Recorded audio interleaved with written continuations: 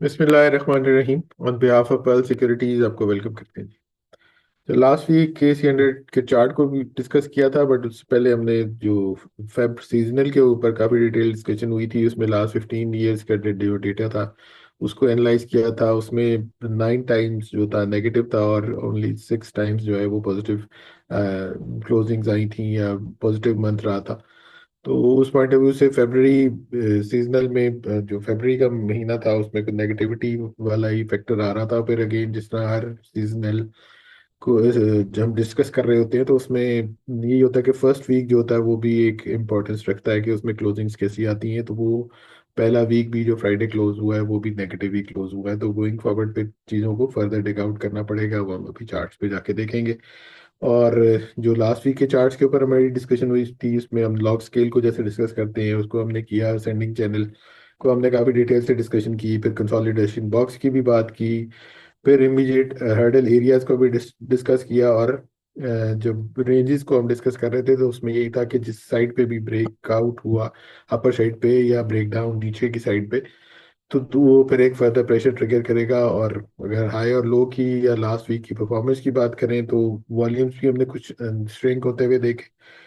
और जो सपोर्ट और रेजिस्टेंस की हम इंडेक्स व्यू में बात करते हैं वो 1,12,000 का नीचे का एरिया था और ऊपर 1,15,200 का इमीडिएट रेजिस्टेंस। 200 से 800 की एक रेंज बताई थी और उससे ऊपर अगर निकलता तो फर्दर लेवल्स भी डिस्कस किए थे, जो कि हार्ड टॉप थे 1,17,300 से 600। बट 1,15,200 को भी मार्केट ने हिट नहीं किया और 1,14,620 का हाई टच किया। और डाउन साइड की बात करें तो 1,12,000 किया था, बट हमने उसमें एक जो सपोर्ट एरियाज थे उसमें अगर वो ब्रेक करते तो 1,09,000 को हमने काफ़ी डिटेल से डिस्कशन की थी। फिर उसके बाद फर्दर जो एरियाज थे 1,07,000 से 6,000, वो एक मेजर सपोर्ट एरिया डिस्कस हो रहा था जहाँ कुछ कन्फ्रेंसेस को भी जमशेद ने काफ़ी डिटेल से डिस्कस किया था। तो लास्ट वीक 1,09,405 का लो टच किया मार्केट ने और 1,10,322 की क्लोजिंग आई। तो ये एक ओवरऑल एक नेगेटिव वीक रहा। वॉल्यूम्स भी हमने कुछ श्रिंक होते हुए देखे। अब जमशेद की तरफ चलते हैं, टेक टॉक स्टार्ट करते हैं, चार्ट्स को फर्दर डिग आउट करते हैं, देखते हैं आगे के लिए क्या चीज़ें, क्या प्रोबेबिलिटीज बनती हैं, उनको डिस्कस करते हैं। तो ओवर टू जमशेद जी। जी अस्सलाम वालेकुम। अच्छा जी, फर्स्टली तो जो सीजनैलिटी के ऊपर ब्रीफली सर ने खैर डिस्कस कर दिया।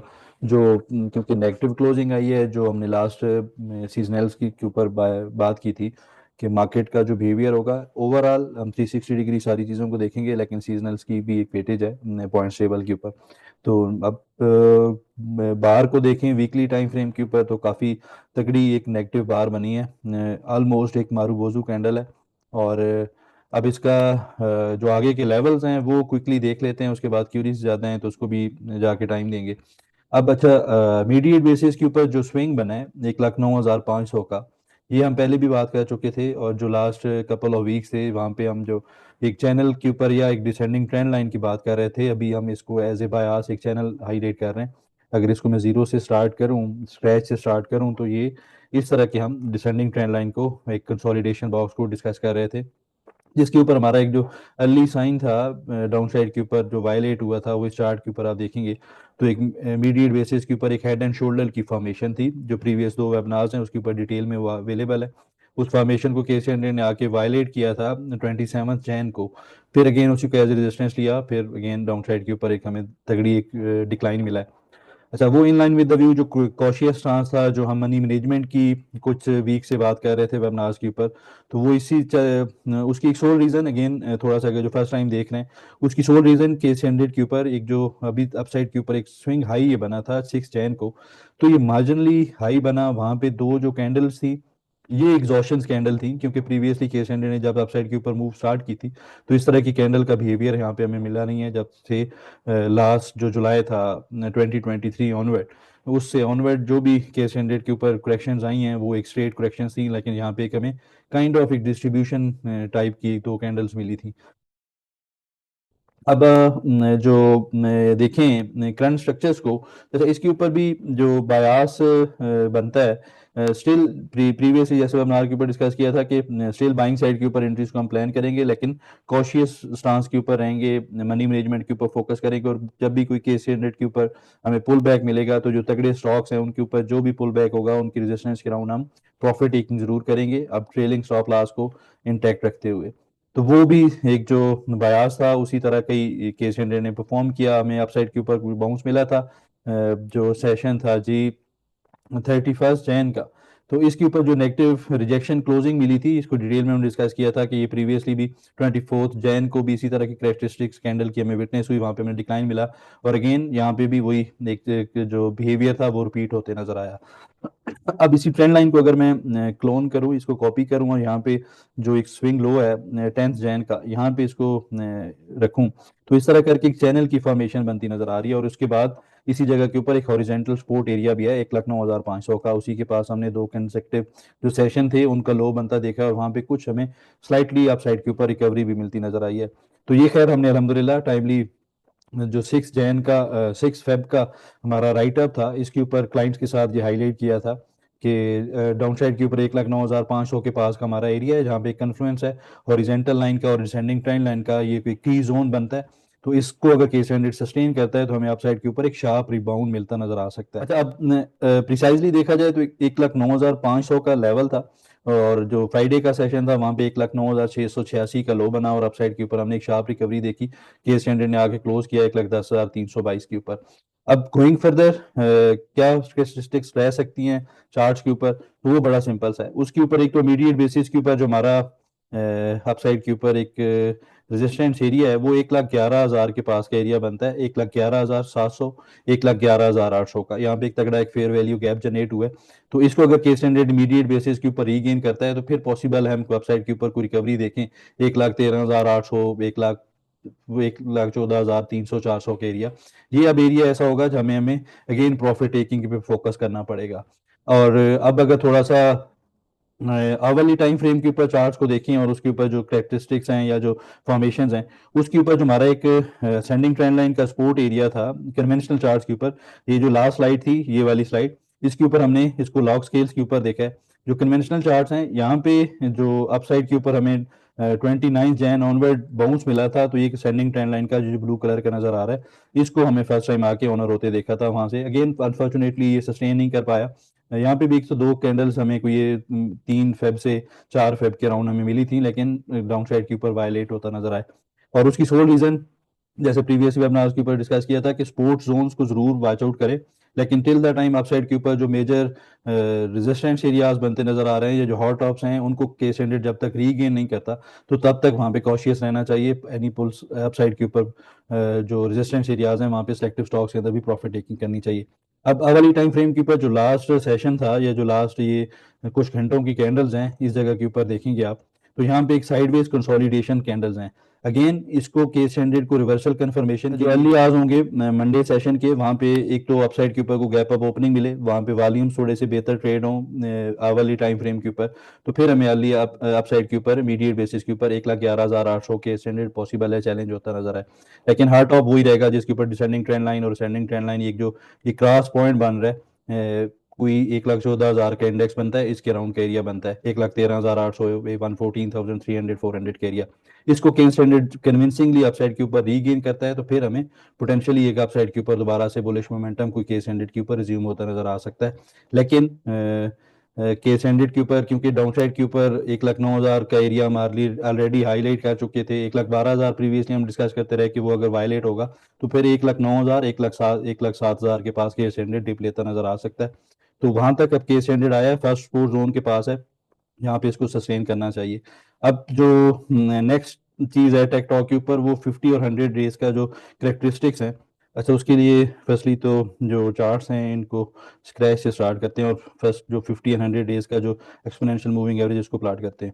अच्छा, इसके ऊपर जो रिसेंट टाइम्स के ऊपर हमारे केस 100 का बिहेवियर था, ये जो अपसाइड के ऊपर रैली स्टार्ट हुई थी जून 2023 में, इसके ऊपर यहाँ पे फर्स्ट टाइम, ये प्रीवियसली भी खैर हम इसको काफ़ी दफ़ा डिस्कस कर चुके हैं कि केस हंड्रेड जब भी इन एरियाज के पास या 50 और 100 डेज की मूविंग एवरेज के अराउंड आता है या इस रेंज के अंदर आता है जहाँ पे हमें अपसाइड के ऊपर एटलीस्ट शार्प बाउंस मिलता नजर आ सकता है, प्रीवियसली भी मिलता नजर आया है। अभी के लिए भी देखा जाए तो जो केस हंड्रेड का लो है ये प्रिसाइजली जो एरिया रिजाइड करता है 50 का, 50 डेज एक्सपोनेंशियल मूविंग एवरेज का, वो 1,09,700 के पास का एरिया है और इसी के पास ही केस हंड्रेड अभी होवर कर रहा है। तो पॉसिबल है इंट्राडे बेसिस के ऊपर अगर ये वायलेट होता भी है और क्लोजिंग बेसिस पे केस हंड्रेड सस्टेन कर जाता है तो फिर हमें अपसाइड के ऊपर एटलीस्ट एक डेड कैट बाउंस या एक शार्प बाउंस मिलता नजर आ सकता है।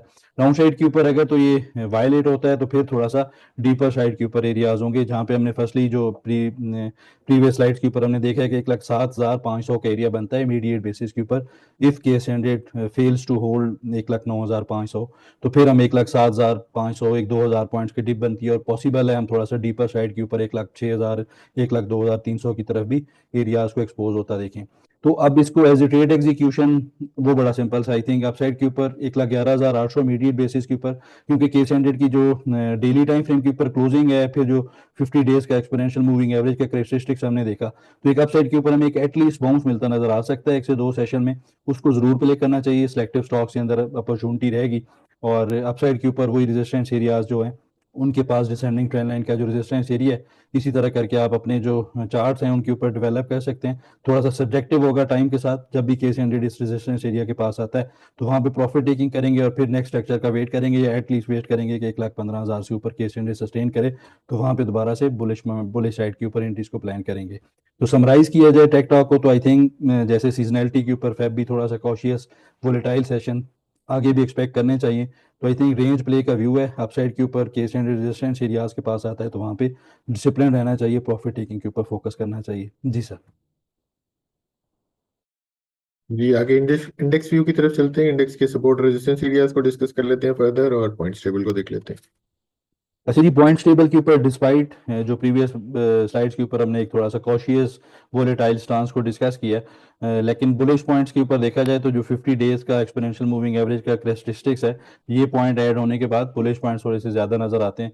तो एक एटलीस्ट अपसाइड के ऊपर पोटेंशियली हमें कमिंग वीक के अंदर एक अपसाइड के ऊपर वोलेटाइल सेशंस के अंदर एक अपसाइड की मोमेंटम बनता नजर आ सकता है। अब सपोर्ट रेजिस्टेंस की बात करें तो मीडियट बेसिस के ऊपर 1,09,500 का एरिया ये क्रूशियल है, केस को सस्टेन करना चाहिए। अपसाइड के ऊपर मीडियट हेडल एरिया 1,11,800 का होगा जो हार्ड टॉप है 1,13,800 से 1,14,500 के एरिया के पास रिजाइड करता है। जी सर। ये आगे ट्रेडिंग ट्रेंड्स जो है उनके फॉलोअप की तरफ चलते हैं और ट्रेडिंग जर्नल को देख लेते हैं जी। अच्छा जी, फर्स्टली तो जो स्टॉक्स हैं ट्रेड प्लान्स के ऊपर एंग्रो होल्डिंग्स, एफएफएल, सिनर्जी।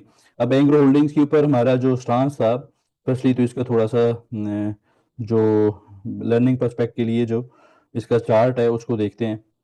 अच्छा, इसके ऊपर जो हमारा बाय द डिप स्टांस था और इसके ऊपर सोल रीजन यही थी कि एक असेंडिंग ट्रेंड लाइन का सपोर्ट एरिया राइड करता है और एक बॉक्स की फॉर्मेशन बनती नजर आ रही है। अच्छा, अब इसने इसके ऊपर आप देखिए तो थोड़ा सा सीखने को ये है कि हमने दिसंबर जो एक बाइंग रेंज इंडिकेट की थी 215 से 209 रुपए और जो स्टॉप लॉस था वो 195 रुपीज का था इस बॉक्स के ऊपर, क्योंकि स्विंग लो है इसकी एक इंपॉर्टेंट रहती है प्राइस एक्शन के ऊपर। अब केस हंड्रेड ने जो स्टॉक ने डाउन साइड के ऊपर जो सपोर्ट एरियाज थे या जो बाइंग रेंज थी उसको वायलेट किया डाउन साइड के ऊपर 195 रुपीज के पास ही एग्जैक्ट हमने लास्ट सेशन के अंदर लो बनते देखे और कोई अराउंड 198 रुपीज के पास क्लोजिंग देखी है।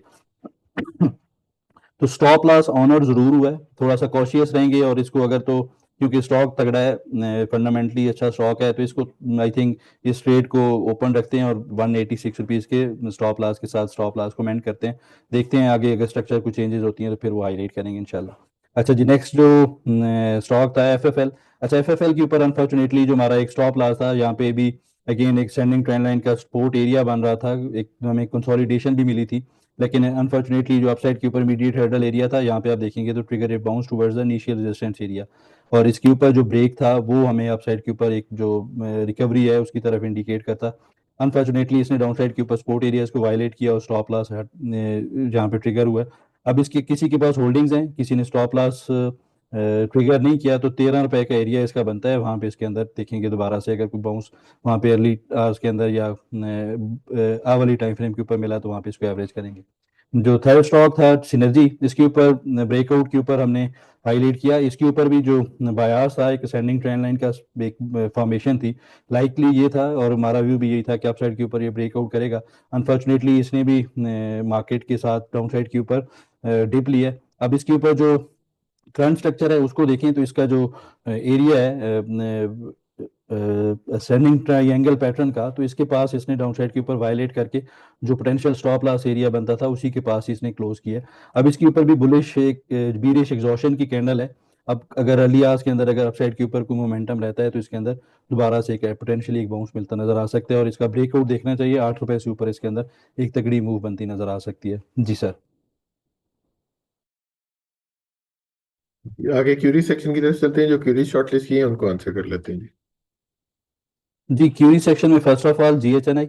अच्छा, ऑटोमोबाइल सेक्टर के ऊपर जो लास्ट कुछ सेशन से हमने एक साइडवेज मोमेंटम देखा है ओवरऑल सारे सेक्टर के अंदर ही।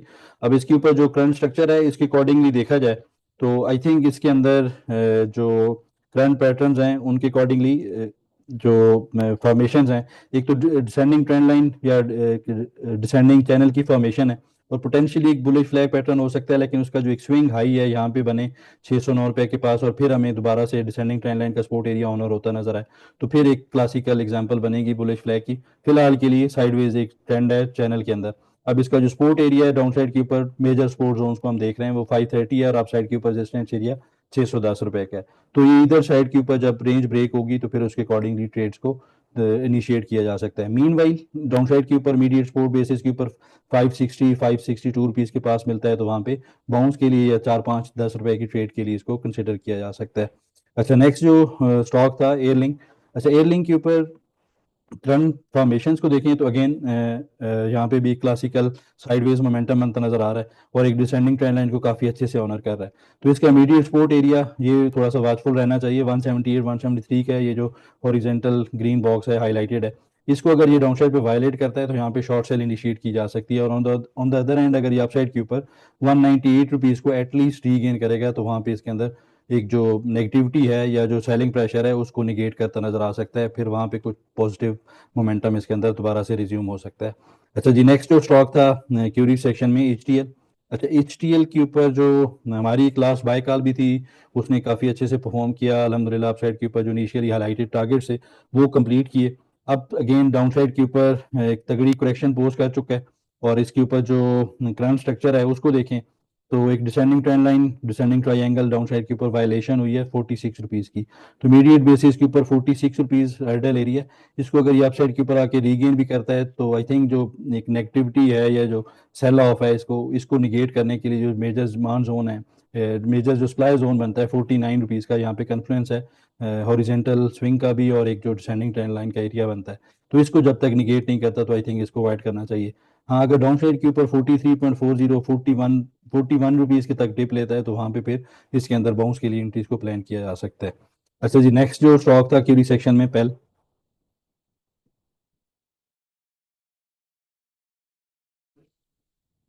अच्छा, पेल के ऊपर जो हमारी लास्ट डिस्कशन थी क्यूरी सेक्शन में इसको हमने डिस्कस किया था और वहाँ पे जो हमारा एक बयास था कि इस तरह करके इसके ऊपर एक पीनेट की फॉर्मेशन है और एक जो अपसाइड के ऊपर मोमेंटम रहा था उसका ये कंसोलिडेशन पैटर्न बनता नजर आ सकता है और लाइकली है अपसाइड के ऊपर ब्रेकआउट करे, लेकिन जो इमीडिएट हेडर एरियाज थे वो रीगेन नहीं कर पाया। और इसके ऊपर जो एक थोड़ा सा ब्रॉडर स्पेक्ट्रम के अंदर व्यू है वो अगेन 46 रुपीज़ इसका एक हार्मोनिक का टारगेट था, वो प्रीवियस वेबनार्स के ऊपर हम डिस्कस कर चुके हैं। यहाँ पे प्रॉफिट टेकिंग अभी विटनेस हुई है। अभी के लिए इसका जो सपोर्ट एरिया है ये प्रीवियसली हमारे जो डिस्कस्ड एरियाज हैं उनका उनके एरियाज हैं। करंट जो एरियाज हैं इसके 37.40 36 रुपीज़ का एरिया, इसको देखना चाहिए। अगर ये रीगेन करता है ये सस्टेन करता है तो यहाँ पे इसके अंदर पॉसिबल है एक अपसाइड के ऊपर एक अच्छा बाउंस मिलता नजर आए। अच्छा जी, नेक्स्ट जो क्यूरी थी इस वीक में टैली कार्ड। अच्छा, टैली कार्ड के ऊपर जो करंट स्ट्रक्चर है एक तो इमीडिएट बेसिस के ऊपर इसका सपोर्ट एरिया देखा जाए तो वो कोई इसी जो स्विंग लो है इसका ये फ्राइडे 20 दिसंबर का ये एरिया बनता है 7.80 का। लेकिन अगर इसको हार्मोनिक्स के ऊपर देखा जाए तो जी ये जो करंट स्ट्रक्चर है या जो करंट अपसाइड के ऊपर मूव थी ये हम बात कर रहे हैं फ्राइडे 20 से थर्सडे 2 जनवरी 2025 का। इसका अपसाइड के ऊपर जो रिट्रेसमेंट एरिया बना था ये खैर थोड़ा सा आइडियल होता अगर ये 8.45 का लो होता, इसने 8 रुपये 50 पैसे का लो बनाया था, अगर ये 78.6% कंप्लीट करता तो पोटेंशियली फिर ये बटरफ्लाई हार्मोनिक पैटर्न होता और फिर लाइकली था ये डाउन साइड के ऊपर 7 रुपए तक भी विटनेस कर सकते हैं हम डिप। तो इसको अब एज ए ट्रेड एग्जीक्यूशन देखा जाए तो इसने भी डाउन साइड के ऊपर एक बीरिश एग्जॉशन या एक बुलिश रिजेक्शन की कैंडल पोस्ट किया अर्ली आवर्स के अंदर। इसके अंदर एक बाउंस के लिए एंट्री को प्लान किया जा सकता है, 7 रुपये 80 पैसे इसका इनिशियली स्टॉप लॉस है। और अगर फर्दर कोई डिक्लाइन आ जाता है फॉर एनी रीजन 7 रुपए के अराउंड का एरिया, तो वहां पे इसके अंदर बैंक साइड के ऊपर एंट्रीज को प्लान किया जा सकता है। जी सर। जी थैंक यू, काफी डिटेल से अपने क्यूरीज को आंसर कर लिया। इस वीक के लिए इतना, इंशाल्लाह नेक्स्ट वीक दोबारा मुलाकात होती है, तब तक के लिए अल्लाह हाफिज and thank you very much.